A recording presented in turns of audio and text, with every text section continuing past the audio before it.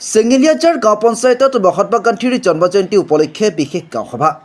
দৰঙৰ চিপাঝাৰ উন্নয়ন খণ্ডৰ চেঙেলীয়াজাৰ গাঁও পঞ্চায়তত মহাত্মা গান্ধীৰ জন্মজয়ন্তী উপলক্ষে আজি পঞ্চায়তত সভাগৃহত এখন গাঁও সভা অনুষ্ঠিত কৰা হয়।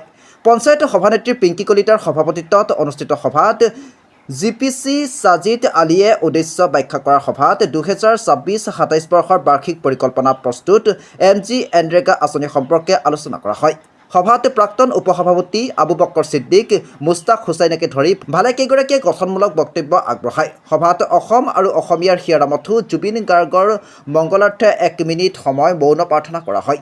লক্ষণীয় কথাটো হ'ল যে গাঁও সভা এখনত পঞ্চায়ত গঠনৰ যথেষ্ট মানুহ উপস্থিত থাকিব লাগে, কিন্তু আজিৰ গাঁও সভাখনত 30-35 গৰাকী লোকহে উপস্থিত থকা পৰিলক্ষিত হয়।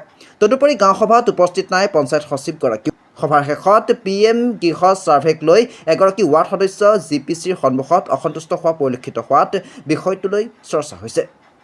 পিংকী কলিতা ডাঙৰীয়ানী বাইদেউৰ সভাপতিত্বত আমাৰ সকলো ৱাৰ্ড সদস্যৰ উপস্থিতিত, সকলো কৰ্মচাৰীৰ উপস্থিতিত আৰু চেঙেলীয়াজাৰ অঞ্চলৰ বিশেষ যিসকল ব্যক্তি, সকলো ব্যক্তিৰে উপস্থিতিত আমি এই গাঁও সভাখন অনুষ্ঠিত কৰোঁ। আৰু গাঁও সভাখনৰ অনুষ্ঠানৰ প্ৰাক মুহূৰ্তত আমি আমাৰ হিয়াৰ আমঠু সাৰ্থক জুবিন গাৰ্গ ডাঙৰীয়াৰ শ্ৰদ্ধাঞ্জলিৰ উদ্দেশ্যে আমি আধা মিনিট সময় মৌন প্ৰাৰ্থনা কৰি আমি গাঁও সভাখন আৰম্ভ কৰোঁ। আৰু এই গাঁও আজি মহাত্মা গান্ধী জন্ম জয়ন্তী উপলক্ষে আমাৰ ইয়াত চেঙেলীয়াজাৰ গাঁও পঞ্চায়তত এখন গাঁও সভা হৈছে আৰু 2026-27 বৰ্ষৰ বাৰ্ষিক পৰিকল্পনা প্ৰস্তুতিৰ সম্পৰ্কে আলোচনা হৈছে আৰু MG এনৰেগাৰ ওপৰতো আলোচনা হৈছে।